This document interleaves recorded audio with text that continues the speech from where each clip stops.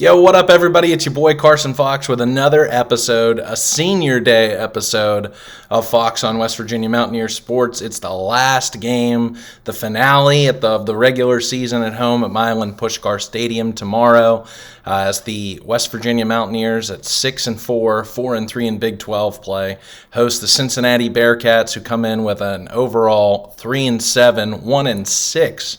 in Big 12 play record. West Virginia tied for 6th in the conference standings. Cincinnati down at 14th. So where West Virginia was projected to be at the beginning of the season over the summer, but instead that's where the Bearcats hang out as the bottom dwellers of the Big 12 conference. A 2:30 kickoff from Milan Puskar Stadium in Morgantown, West Virginia on ESPN Plus for those watching on TV. And for those who care about what happens in Vegas, the betting odds for this game is West Virginia is a 6.5-point favorite. The over-under set at 53.5, and according to the ESPN matchup predictor, West Virginia has a 66% chance of winning. Just goes to show what they know from how they've fluctuated all season with the FPI. So at this point in the season, I have to start off by talking about what's on the line for both teams, and we'll get into the matchup history between the Bearcats and the Mountaineers, who have much longer of a history than many of these teams in the Big 12 Conference. Especially the new Big 12 Conference, adding Houston, BYU, and UCF, as well as Cincinnati. We'll talk about what to watch for on both sides of the ball when West Virginia has the ball and then when Cincinnati has the ball, special teams. I'll give you the 3 keys to victory, and, of course, a prediction at the very end in which I am 6-4, the exact Mountaineers record on the season, in my correct picks. So what's on the line for both teams? For West Virginia, as I led off with, it's Senior Day.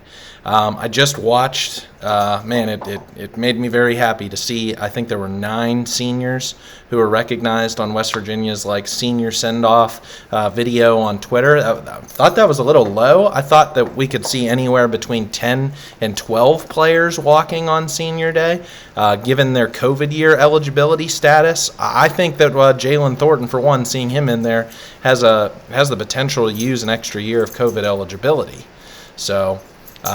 But beyond that, we'll see who ends up walking. The opportunity to finish 5-1 at home this season for the Mountaineers. It's Don Nehlen Enshrinement Day at Milan Puskar Stadium, and how well deserved is that?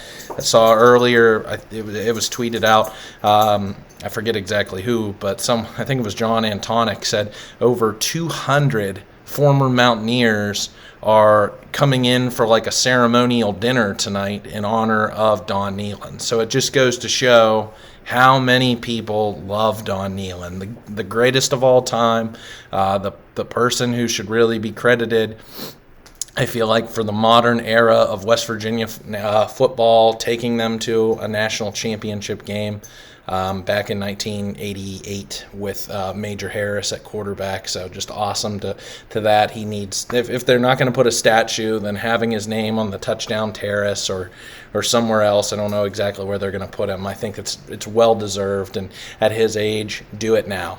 Do it now. So he'll be there. What an awesome day that's going to be against the team that West Virginia faced in Don Nehlen's first ever game. So, and it's also one game closer toward West Virginia's goal of 8 wins that has never been spoken out loud, but I've been saying since really June, July, that 8 wins is the record internally set for the goal for this year for this program. And then also, really, I guess, positioning themselves for a better bowl game.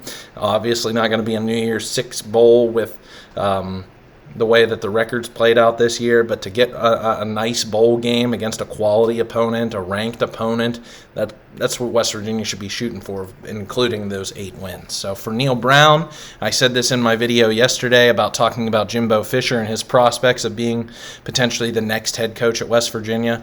This game and next week at Baylor are must-win matchups for his job prospects. I think just given the availability, and everything that I lay out in that video. I highly encourage you to check out that video here on my channel posted yesterday, and I'll talk about all the reasons for that. But just leaving it short, sweet, simple, to the point, West Virginia has to win this game and has to beat Baylor next week at 3-7 records, or Baylor's case could be worse, 3-8 come next week.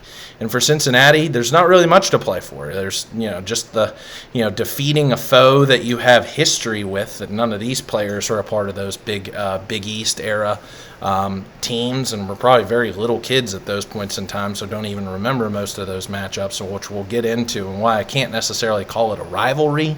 But for the Big 12, this obviously had the most intrigue, I feel like, behind the Penn State, Pitt, and Houston matchups for this year. So bringing back an old Big East foe. So for Cincinnati, it's just really an opportunity to get better, to build for 2024, get some younger players more experience. They're not going to be going bowling this year, but you play to win the game, as was famously said. So by Herm Edwards. So opportunity to go out there and win a football game. So let's talk about the history of this matchup, in which West Virginia owns 16-3-1. Like I just alluded to, this isn't really the kind of rival like a Pitt, a Virginia Tech, a Louisville, a Maryland, a Syracuse are of the Big East era days. But West Virginia and Cincinnati have their history, and being that Cincinnati's located just about 4.5 hours away, that there's close in proximity. They're obviously the second team behind Ohio State in the state of Ohio, but there's a lot of layover between the recruits that Cincinnati's recruiting, West Virginia's recruiting, Kentucky's recruiting, Maryland's recruiting, Virginia Tech's recruiting, Pitt's recruiting. You get the idea. So Cincinnati, besides a 7-7 tie in Morgantown in 1945, it's been all West Virginia in its 11 matchups dating back to 1921.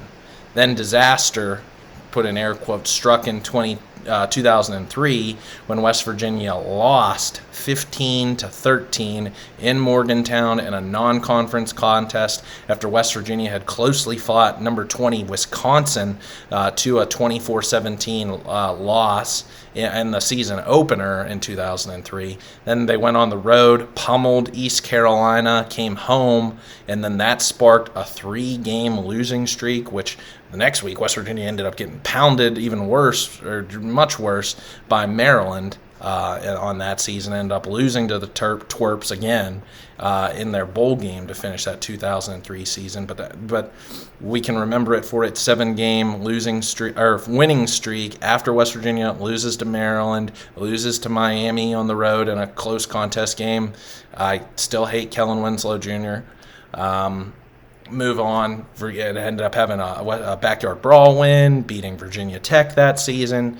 But let's talk about Cincinnati and stick with that as the series and not get off the rails. But once Cincinnati joined the Big East as full-time conference members in 2005, except for really 2 years, and these are the 2 years, unfortunately, I want to talk about, West Virginia dominated 2005, 38-0, won 42-24 in 06, 2007, hard-fought game, 28-23.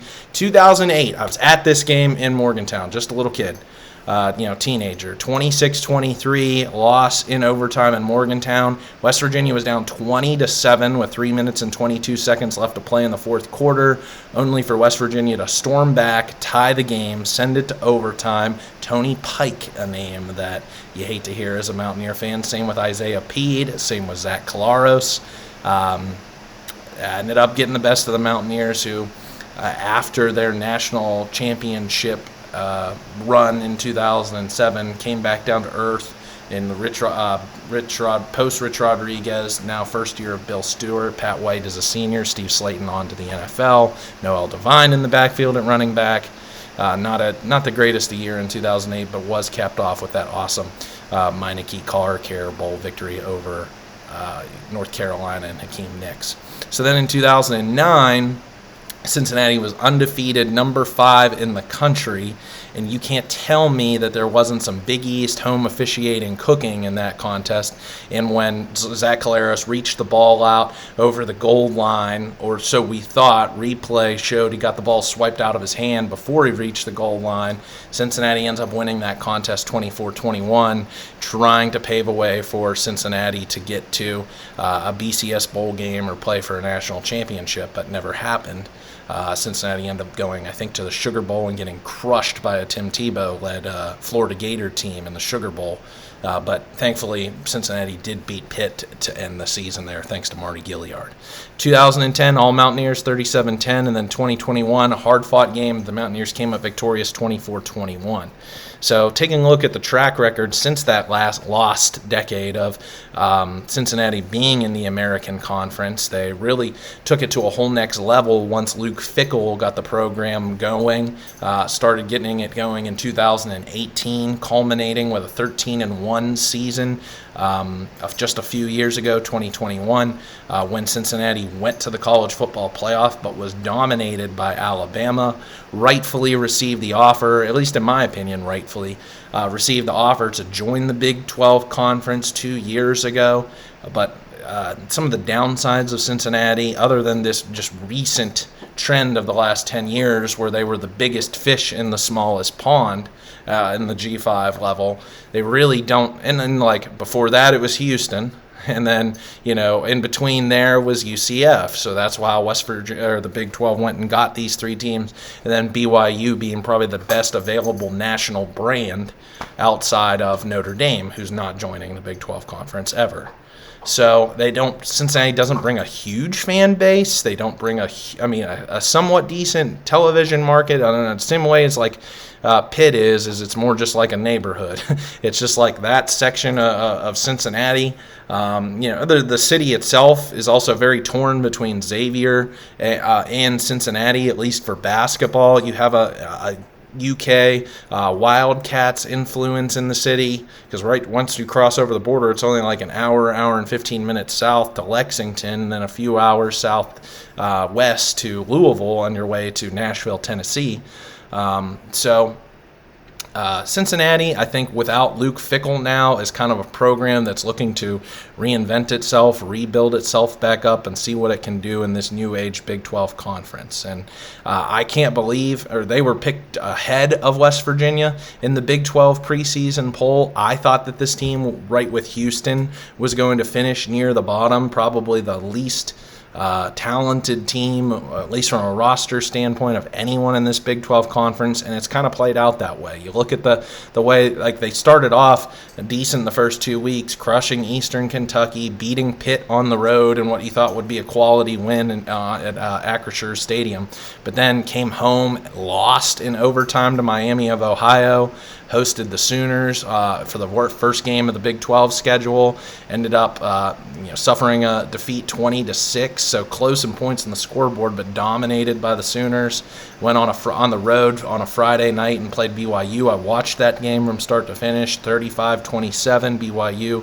Just that night crowd in Provo, something else. Came home for Iowa State, got beat by double digits, 30-10. Baylor at home, they lost 32-29. Went on the road, suffered their worst defeat of the season, losing to Oklahoma State. And Ollie Gordon rolling 45-13. Lost to UCF at home, 28-26. Finally get a conference victory last week on the road against who else but the team West Virginia lost to in Big 12 play in Houston, those Cougars and their head coach Dana Holgorsen. And looking at that game against Houston, 24-14 game, Cincinnati scored on its first and fourth possessions to lead the game 14-7 midway through the fourth quarter, and then took advantage of 3 Donovan Smith interceptions and a turnover on downs to eke out that 10-point victory. The run game, led by running back Corey Kiner, who we'll talk about, was excellent, rushing for 204 yards as a unit, including 129 yards and 2 touchdowns by Kiner, despite quarterback Emory Jones getting benched for backup Brady Lichtenberg in the fourth quarter. Cincinnati really controlled the time of possession in this one, 37 minutes to 23 for Houston, and the defense held Smith to just 102 yards passing. So really, what could Cincinnati do that West Virginia couldn't do on that Thursday night about a month and a half ago? So I don't know why it works for these lowly Bearcats, but West Virginia couldn't beat Houston.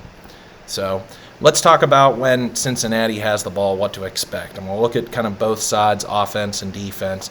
Cincinnati averaging 25 points per game, the 11th scoring offense in the Big 12. West Virginia, the 11th scoring defense in the Big 12, giving up 28 points per game.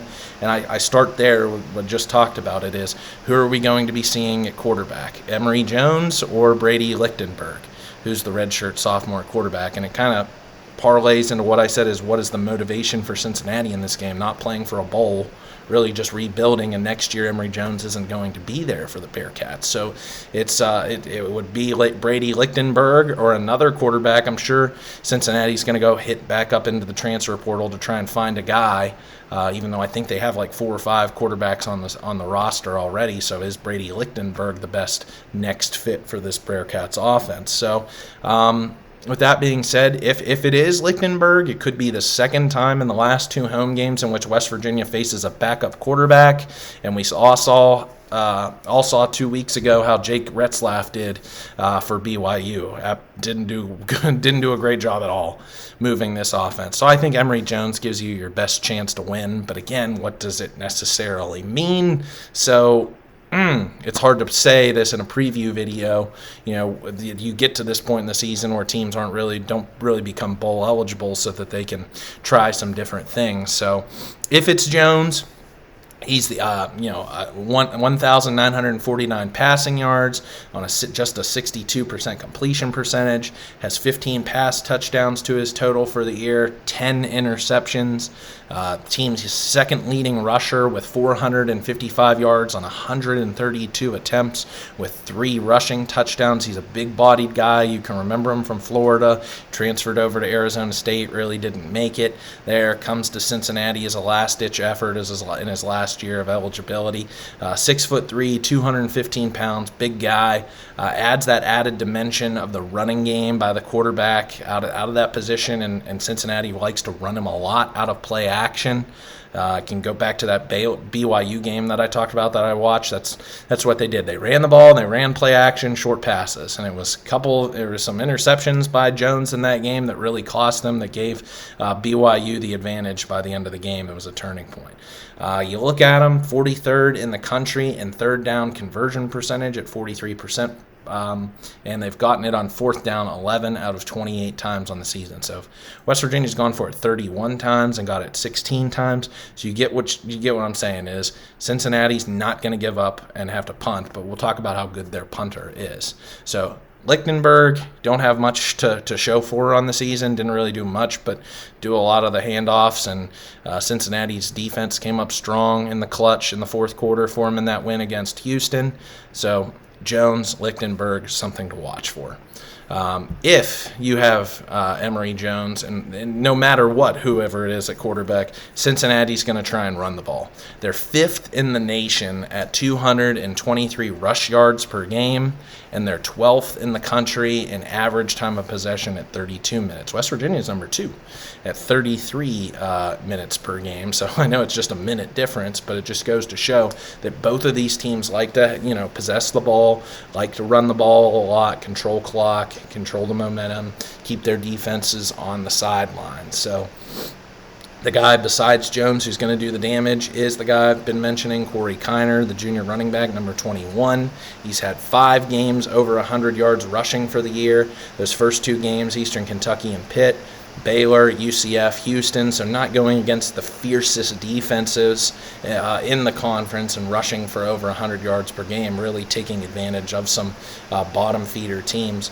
161 attempts for 885 yards. That's 89 yards per game on average, with a 5.5 yards per carry with 5 touchdowns. So he is a guy to watch for. He is the player to watch for in this Cincinnati offense to slow him down. And then the two brothers, Miles and Ryan Montgomery, number 26 and number 22, respectfully, 105 attempts for 670 yards and 4 touchdowns. So Cincinnati's going to work those running backs and try and run the ball. So with that being said, we've already established this as West Virginia's front seven's going to have to be counted on to set the tone. You cannot get run over the way that West Virginia did and miss tackles and have missed assignments like West Virginia did against Oklahoma and expect to not get run over by this Cincinnati team. So I'm looking at you, Lee Koba, Ben Cutter, Jared Bartlett. You got to go out there with this defensive line led by Sean Martin, Eddie Vesterinen, and Mike Lockhart, and rotating in another senior up front, Day Hawkins, who's just had 1 year, Jalen Thornton, who's coming off maybe his best game as a Mountaineer last week against Oklahoma with 3 tackles, 2 for loss, and 1 sack in the contest. This front seven is going to have to go toe-to-toe with Cincinnati for 4 quarters because they're going to want to run the ball. But I'll talk about how it can be a success for West Virginia when we talk about what West Virginia can do on when it has the ball. But that's what you're going to look for when Cincinnati has the ball. Now, Cincinnati getting on, and like the goal, I guess, for the defense is getting Cincinnati's offense off the field on short yardage, 3rd down situations because they're going to run predominantly on 1st down. They're probably going to run on 2nd down, and they're either going to try your play action passes on 3rd down or they're going to run the ball on 3rd down. So, like taking a look at these wide receivers, I think Beanie Bishop will get matched up on their best receiver, number 8 senior wide receiver Xavier Henderson, who's 6'3", 200 pounds, has 48 catches for 648 yards and 3 touchdowns on the season. And then also kind of like their slot little guy, number 0, redshirt senior Braden Smith, 5'8", 185 pounds, has 38 catches for 38 yards and 4 touchdowns on the season. Looking at their roster and the statistics for the Cincinnati team, 8 receivers have caught 10 or more passes on the season. For West Virginia, just 6, with their leading receivers being Cole Taylor and Devin Carter. I talked about how Henderson has 48 catches on the year. Taylor and Carter lead this team this year with just 26. So Cincinnati's going to be playing with house money to just do whatever it wants to do to try and get 1st downs and score points and possess the ball. So I would not be shocked for them to try some things that are more, or I guess would say irregular, trying some screens, trying some reverses, trying some trick plays. West Virginia is now 108th in the country in pass defense at 247 yards per game. You cannot let this Cincinnati offense get confidence, get going. Jones start to feel himself in this contest when he was benched last week against Houston, and then it become exactly like what happened when West Virginia played Houston a month and a half ago, is making this a game. This should not be a game. This should not. So let's talk about what West Virginia, like what to watch for when West Virginia has the ball.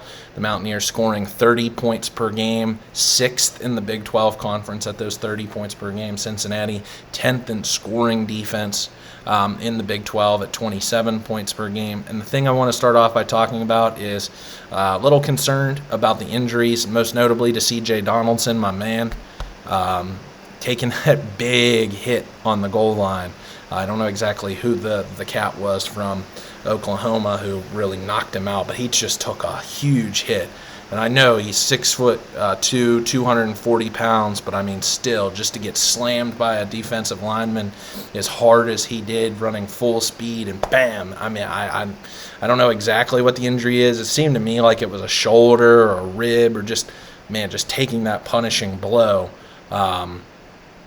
I think he took it a little bit harder than Doug Nestor did, who came, it sounds like, according to head coach Neil Brown in his radio show last night with Tony Caridi, was a little bit quicker back to practice, wasn't as injured as Donaldson was. So both players apparently are game time decisions. I would say if you're Donaldson, really depending upon how he performs and the game flows and what happens, I would imagine that he might be on a pitch count. I would be shocked if we see him get in between, 22 or more carries. He might be, held to even fewer than 20 for this contest. We'll see how it goes. So this gives an added opportunity for Jaheim White to take over some more carries, and then Jalen Anderson and Justin Johnson, who have been pretty quiet in this offense with the rise of White to the number 2 second-string running back. And right now, he's on some freshman All-American lists, according to Pro Football Focus, at running back. So what I want to say, and this could be really my highlight, my whole theme for this game against Cincinnati, is that Garrett Green in this passing offense needs to torch Cincinnati. Simply put, torch them. Go out there, and I want this to look like 2018 again, because I know that West Virginia has those capabilities. We saw it in the Houston contest, and we've seen flashes of it. UCF, West Virginia really didn't pass the ball, but you can move this offense at will. They have this capabilities. We saw it against BYU as well.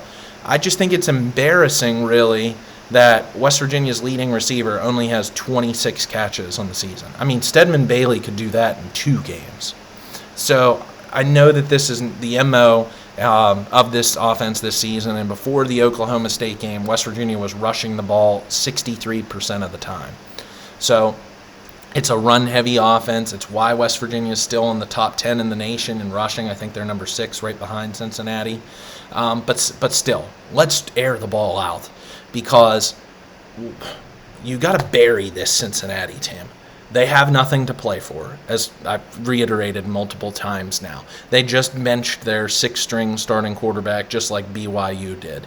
You're at home, senior day. Your coach is on the hot seat, so you have to win the game. Garrett Green, this is your moment. I know you didn't play very well against Oklahoma this week, and I'm willing to give West Virginia or Garrett Green a pass for that, because as I called into question at the very end of that preview video, has Garrett Green really reached his peak? Has he reached his ceiling? He's a phenomenal athlete. He plays hard. He has moxie. He's a warrior out there. I love it. But and you look at these numbers from a statistic standpoint of where he throws the ball down the field, it's a wing and a prayer down the field. He has to be able to play. He can't play from within the pocket. He's not big enough. We saw how Oklahoma crashed the ends down on Wyatt Milam and Doug Nestor, trying to force Green to either play from the pocket or have to escape forward, in between the guards and the tackles, in which case they had linebackers right there, so it was just really containing him really well. So if you force him to play from within the pocket, throwing the ball, especially on the intermediate or the short to intermediate routes down the middle of the field, that hasn't been Garrett's MO this season, and I think it's just because of his size.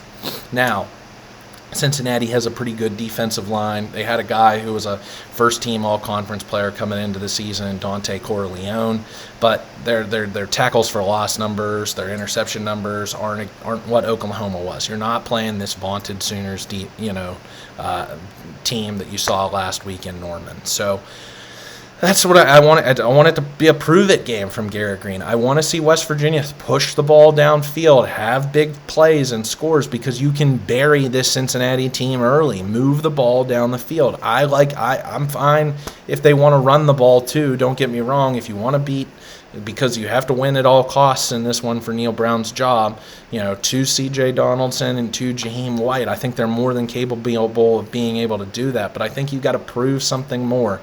Unfortunately, this is a game I think you got to win with some style points to not only cover this spread at 6.5, but I think you got to win by at least 2 touchdowns, as the guys say on Twitter, and put up some fantasy football numbers as a part of it, to show that this team can bury an opponent like this and not let them hang around. So that's what I want to see out of Garrett Green this year.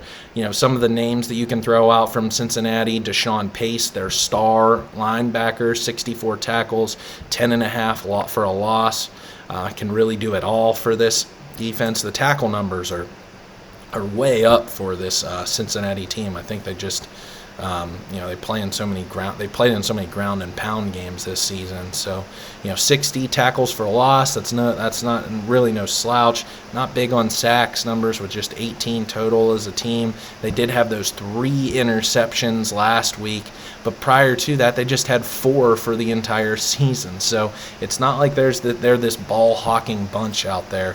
They're just guys who can play kind of like sound assignment football, but they don't have an offense also to help them out defensively.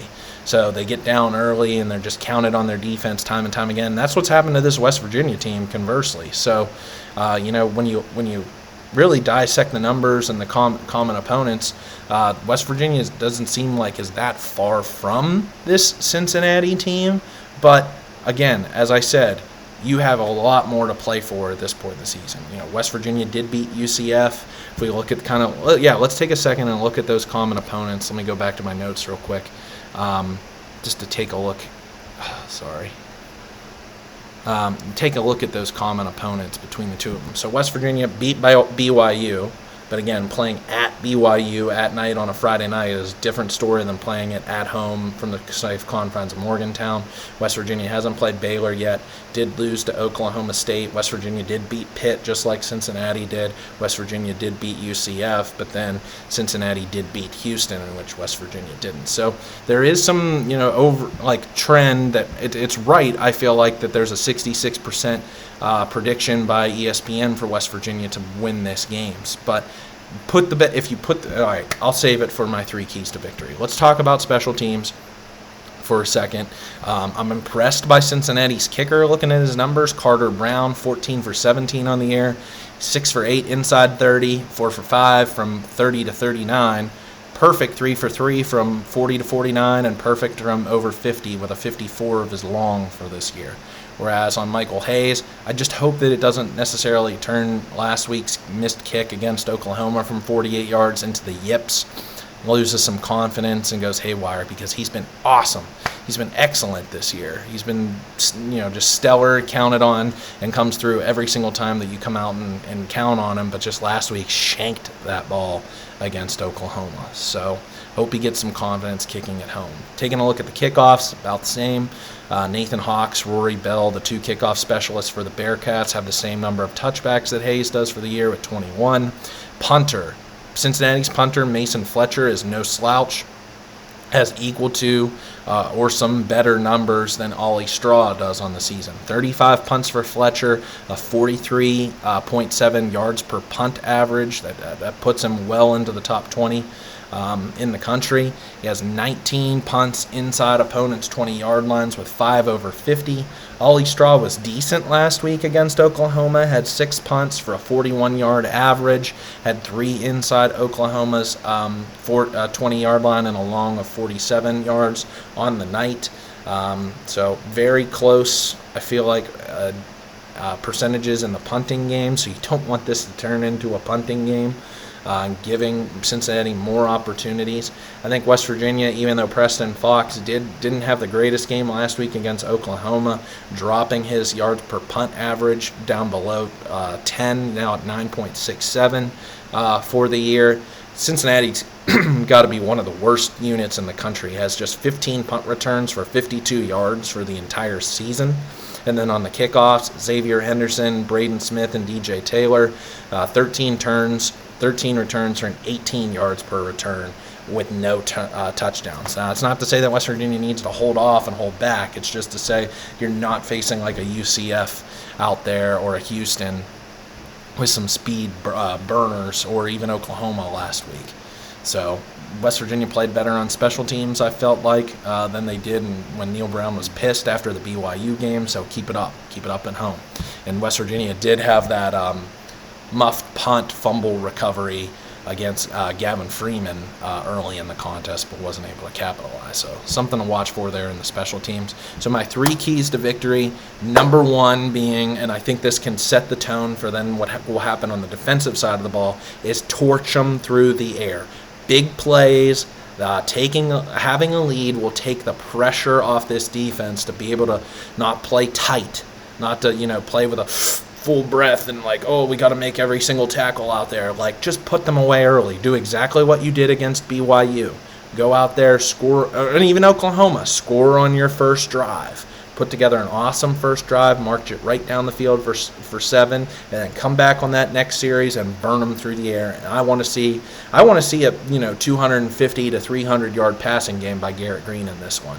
I know the weather's not going to be great; it's going to be cold, but it's not going to be wet like it was in the Texas Tech game. So I think you're going to have the opportunity to throw through the air. So then conversely, if you can torch them through the air and get up, play with a lead, get those early stops. Get those early stops in the first half, especially on third downs. Do not let Cincinnati play its clock management game, field position game.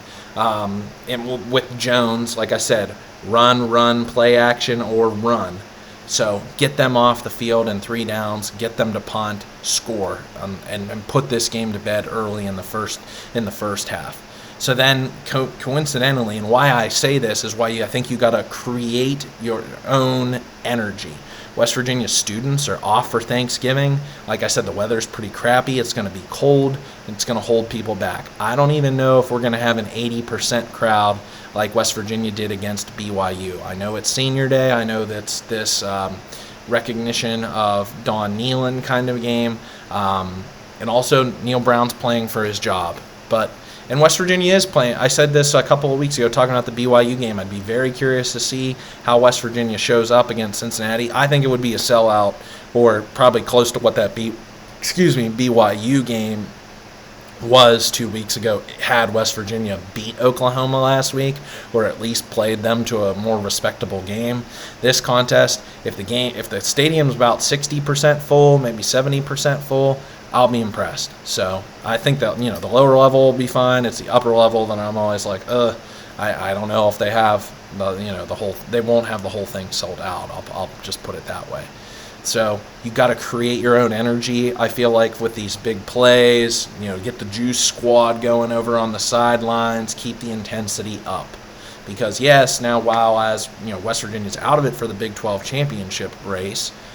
They're already into a bowl game, so really necessarily what are the players playing for other than those internal motivating factors? So somebody's got to pump this team up. Somebody's got to get this team going. This has got to be a player-led team. So I'm calling on Lee Koba. I'm calling on Garrett Green. I'm calling on Zach Frazier and all those guys up on the offensive line to go out there, senior day, put their hearts out on the field, and go out there and crush Cincinnati. Again, win by 2 touchdowns or more. So I'll give you my prediction, then we'll call it quits for tonight. Leading up, not a lot of talking points, I would say, for this Cincinnati game. I just think this should be one that really West Virginia just should dominate. Otherwise, if they don't pass the ball through the air, they don't score on these big plays, it could be ugly. It could be, we're playing down to the very wire just like it was in the Houston contest. Or it could be a circle the wagons kind of game like they played against Pitt. And so I don't think, no costly turnovers, no stupid penalties. Cincinnati isn't really a highly penalized team. You just need to go out there, play sound football, but make some big plays. Like Devin Carter, go out there and just burn them, man. E.J. Horton, burn them. Hudson Clement, you're finally healthy. Burn them, torch them. Let's go.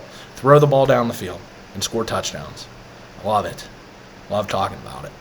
So I'm going to call for my prediction. I'm going to stick with what I called from the get-go earlier in the preseason. So after West Virginia was going to come home after the Oklahoma loss, after what I had called then 4 straight victories over Houston, Oklahoma State, BYU, and UCF lose to Oklahoma, then you come home and you win on senior day. So I'm going to stick with it. West Virginia is going to win this game, and I'll stick with my preseason predictions and say 31-17. And I'll even go so far as to say to stick with that score then, that West Virginia scores 28 unanswered points or 24 unanswered points in the first half, they score, they hold Cincinnati scoreless, and then it's once that Westford and get into inconsequential garbage time or in the second half that they come back and make it a 14-point game. So, but I'd like to see it bigger than that. I'd like to see it like 37-7 like we saw against BYU a few weeks ago,